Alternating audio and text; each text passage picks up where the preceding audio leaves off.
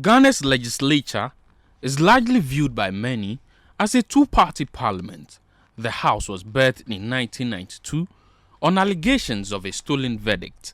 The NPP boycotted the parliamentary election that year following their November presidential election defeat, accusing the then Electoral Commission of fraud. Still, with 200 seats on the table in 1996, the NPP managed to win 60, reducing the NDC's 189 seats in 1992 to 133. But as will be the case for parties who win the presidential polls in the Fourth Republic, the NPP won majority in parliament after winning the 2000 presidential polls with 100 seats.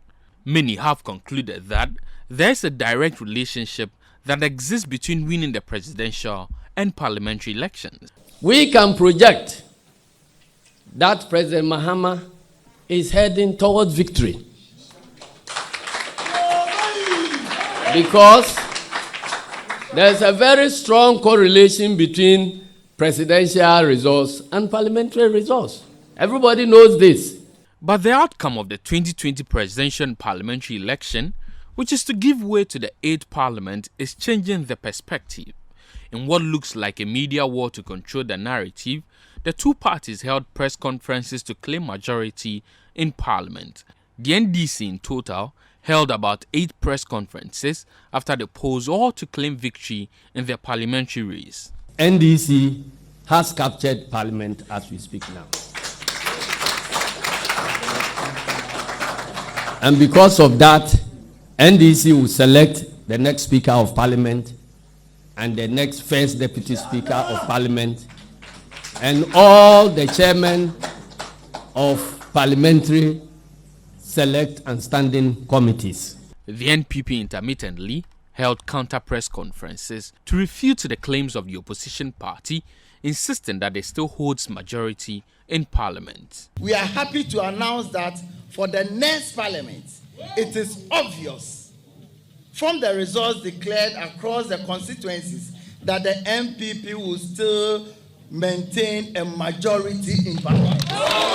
The NDC is insisting of a flip of seats. They do not mention the many seats they have flopped. In the Savannah region, where the NDC presidential candidate is, they flopped and we flipped 4 seats. The representation of smaller parties and independent candidates has also dwindled over the years. The 7th Parliament, for instance, had the NPP and NDC sharing the seats with 169 for NPP and 106 for NDC. But as collation came to a close and the Electoral Commission started publishing the constituency collator results on its website, it became clear that none of the parties had a clear majority in Parliament. The NDC, however, were certain that they will achieve the majority in Parliament if some 5 constituencies per their tabulations are declared for them. In many areas, they are trying to re-win using military brute force 5 constituencies to enlarge us as a majority party. We are saying that let the pink sheet speak. And we have alerted our supporters across the country. We will respect the sovereign will of the Ghanaian people and the legitimacy of their terms, not the threat of a gun or a weapon by any policeman or any soldier. We refuse to be intimidated. You see them outside there, tell them if they want, they should point their guns to me. I'm not a coward, and we are not cowards. Let them do it. We will not succumb or yield to those pressures. The NPP, on the other hand, served notice it was going to challenge a number of seats declared for the NDC to maintain its majority in Parliament.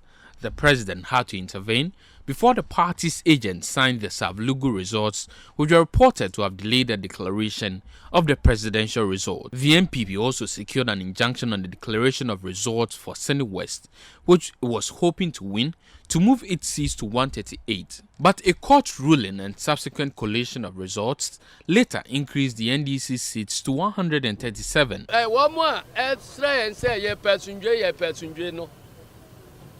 No credit as unjanim. Enunti womon kasa na dia yebeye no ha eno na mrachire no.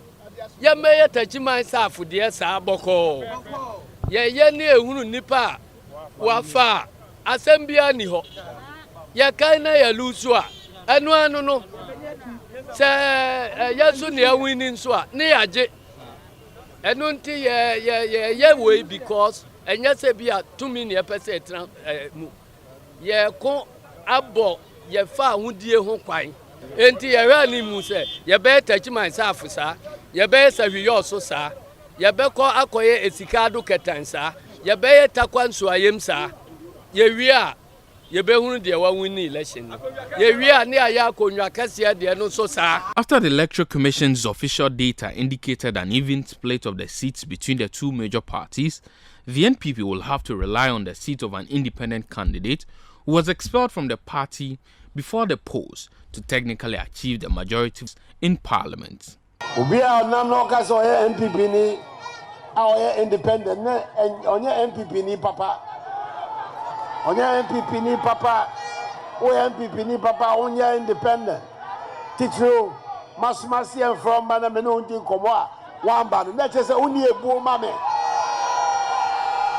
utumi ni me nya adwuma onipa uni ebu ma me no me tumi ni nya adwuma. Some political analysts believe the independent MP-elect has saved the country from the drama that could have characterized the struggle for his vote in parliament following his early decision to sit with the NPP.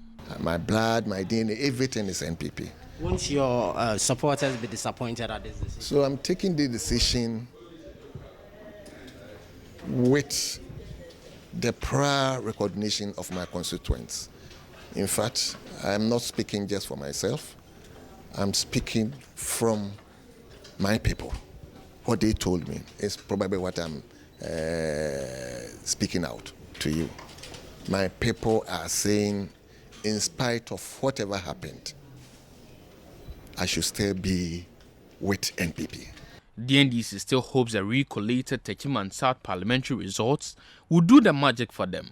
The party's hierarchy at all levels used various means at achieving this except a lawsuit. The fate of the Hohoi seat momentarily hangs in the balance as the Supreme Court is yet to deliver its judgment on a suit brought before it by the Attorney General, challenging an injunction against the swearing-in and recognition of the NPP MP-elect John Peter Amewu.